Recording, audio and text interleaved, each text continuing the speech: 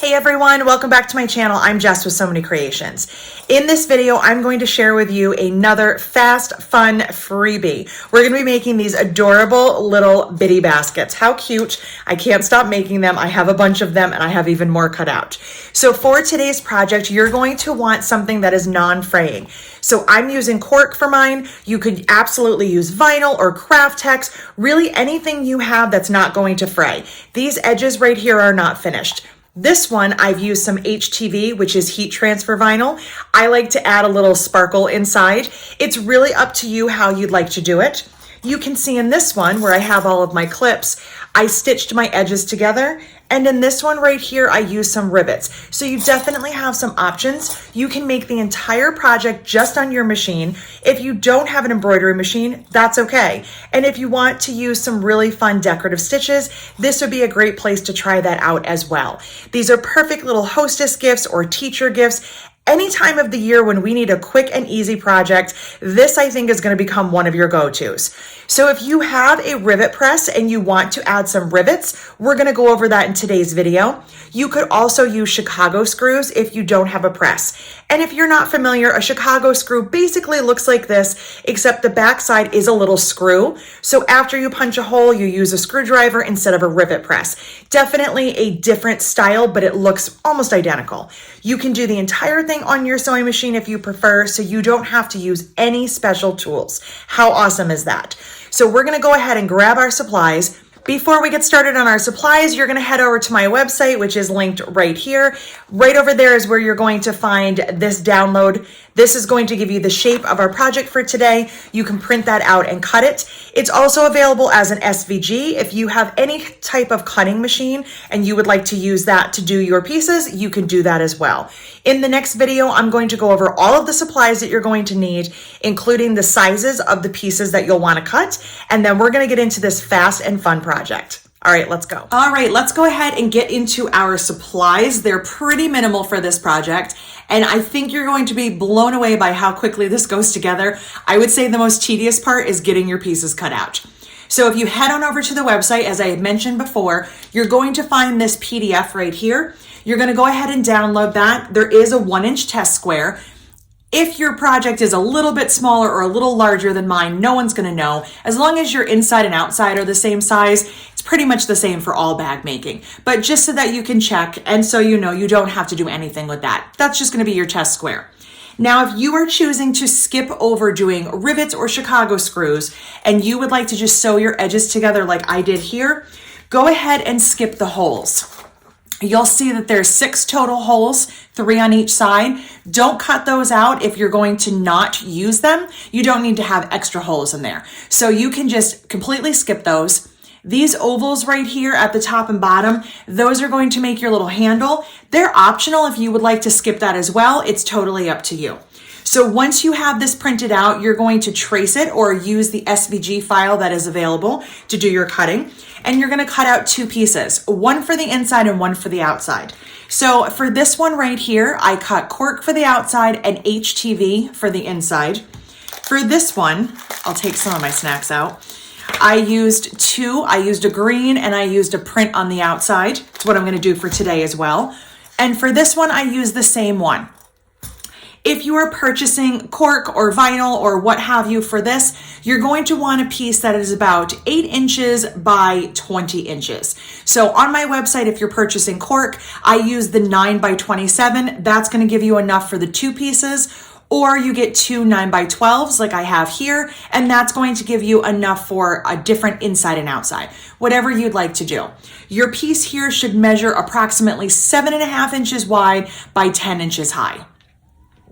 Once you have those cut out, you're basically ready to start sewing. So I did grab a few extra supplies here just to go over those. I have a lighter. I always keep this handy so that I can burn any edges of my cork in case I get any fraying. Cork itself does not fray, but sometimes you will get some little frays from the backing fabric. So I always keep a lighter around in case I need to use that. I also grabbed 2 rivets. I am going to be riveting my edges like I had shown you in this one as well as this one. You can sew them as well, and we'll talk about that. So I have two 8x8 rivets that is 8 millimeters across by 8 millimeter high. So the post is 8 millimeters, and these are double cap rivets. If you want to use a Chicago screw, you could do that as well. You'll need two of those, approximately 8 millimeters. I have my scissors. I always keep a couple pairs around. So for cutting out the shape, I would use my larger ones. And in case anything shifts, and you'll see that sometimes, even though you have two identical pieces, they don't go together the same. I have my little fine scissors right here, and I can use those to really get into those small nooks and crannies in case I need to do any trimming. I've grabbed some thread and needles for my machine. I am using my favorite bag making needle, which is a 9014 Microtex. I love this for any of my cork projects. I also have some thread options here. This is a 40 weight polyester. It's a variegated, and this is a 40 weight cotton. This one is Aurifil, and this one is Isocord.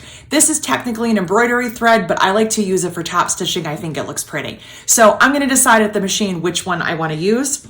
And I would also recommend that you have a matching bobbin for whatever thread you're doing, or you pay close attention to your colors. When I look at these, I am fine with having orange for both. I wouldn't want to have white in my bobbin and end up having a white thread showing right here. So we want to be cautious of those. You are going to see the top stitching from the front as well as the back. Last but not least, I grabbed my G foot. This is my absolute favorite top stitching foot. This is the it's not the stitch in the ditch. This is the blind hem foot. The S stitch in the ditch foot works as well. So it has a little guide right here in the center. And if I move my needle over to the left and increase my stitch length, I'll have some beautiful top stitching. This entire unit, if you're skipping the embroidery or any kind of additional decorative stitches, all you're going to be doing is sewing around these edges right here about 1/8 of an inch. Now, when it comes to the little handle opening, I've done it and then I've not done it. I kind of prefer not doing it because I can never get mine to look the way I want it to. If you are more precise and you are better at doing that stitching, you can absolutely do it. For me, I'm going to skip it. So here's a couple of other optional things that you might want to have nearby. I had mentioned when we looked at this one that I use heat transfer vinyl. So basically what I did is I cut one of my pieces out of the HTV, and then I would have my outside piece. Before I do any sewing, I'm just going to press this on. Press it on, take off the carrier sheet. When you're using HTV, it feels pretty thick because there is a plastic sheet that will be peeled off when you're done ironing. When it's finished, it's actually very flexible and you don't have any of the glitter coming off. It's pretty sturdy. So if you're using that, you'll want to go ahead and fuse that down before you do any stitching.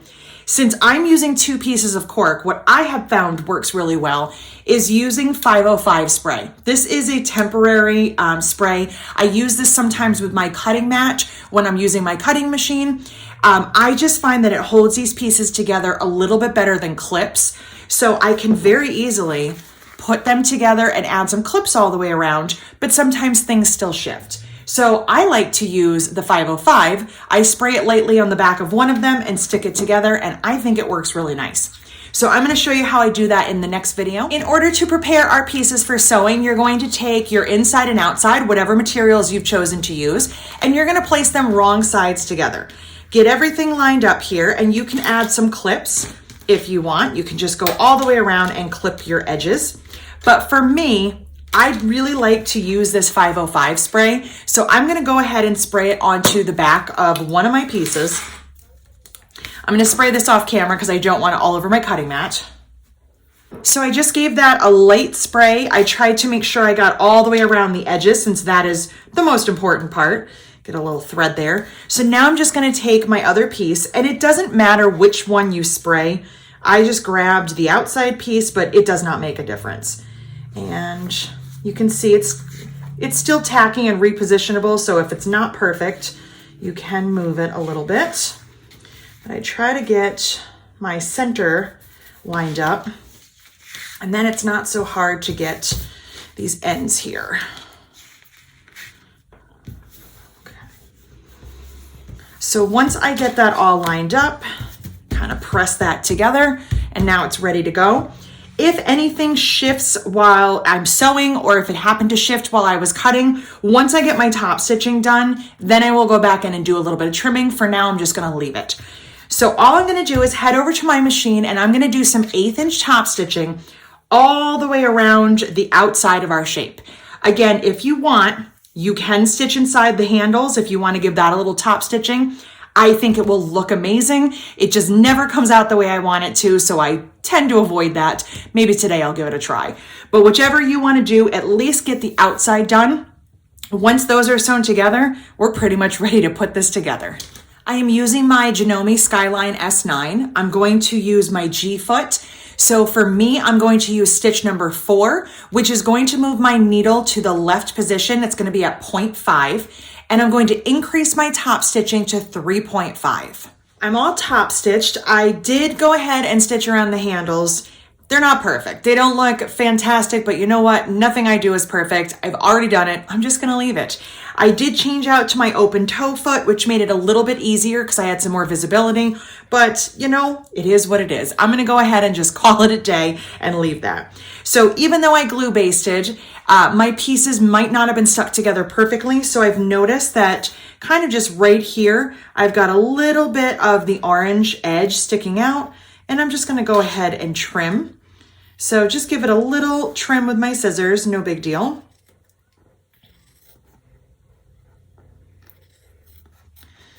All right, get that out of there. And maybe, come on.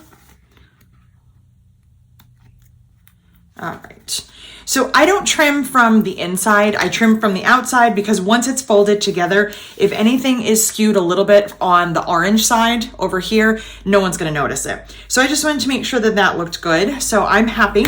So now I'm gonna go ahead and I'm going to grab my rivets. Again, if you don't want to use rivets or don't have a rivet setting tool of your choice, you can just go ahead and fold your edges and sew it on the machine. So what you're gonna do is you're gonna line up these holes just like this.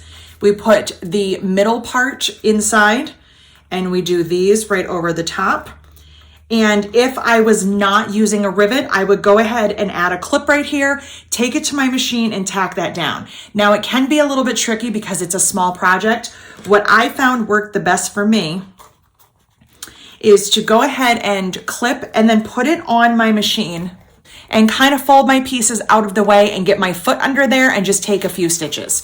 So that's how I did it. What I'm gonna do today is my rivets. And you can use any rivet setting tool of your preference. I'm gonna be using my handheld press right here. So I'm gonna just take my post and I'm gonna put my post through all of these layers, just like that. Get those right through all those holes. And then grab my cap, and the cap will snap on temporarily because we're gonna go ahead and set it. So it is on there, so it's not gonna stay on there forever until it's set. So I'm just going to use my press here, get those lined up and give it a squeeze. One done. Come back over here. And here's another way that you can do this if it's easier. Put your post in from the middle, take your piece, fold it over, and fold it over, just like that. Add my cap and get this lined up. And there we go. It is completed. It's ready to use. It was that quick. And just like that, in under 15 minutes, we have a cute little project, perfect for gift giving, organizing the sewing room, or just for fun. You don't always have to have a purpose when you make your projects, right? You can just use them and make whatever you want. So I have this one full of clips. I'm gonna decide what I'm filling the rest of these with. This one has my snacks, so I'm just gonna set that one aside. Once I have these ready to go, they will be decorating the shelves in my sewing area. If you need to download the SVG or the PDF, you can find those again on my website, which I will link down here for you. If you have any questions, feel free to reach out to me. You can contact me right through the website. It was great hanging out with you today. I hope you enjoyed this fun, fast project. And before I go, I just want to give a quick shout out to my friend Beth for being the inspiration behind this project. Thank you so much, Beth. If you like videos like this, don't forget to hit subscribe, click the notification bell, and give it a thumbs up. Until next time.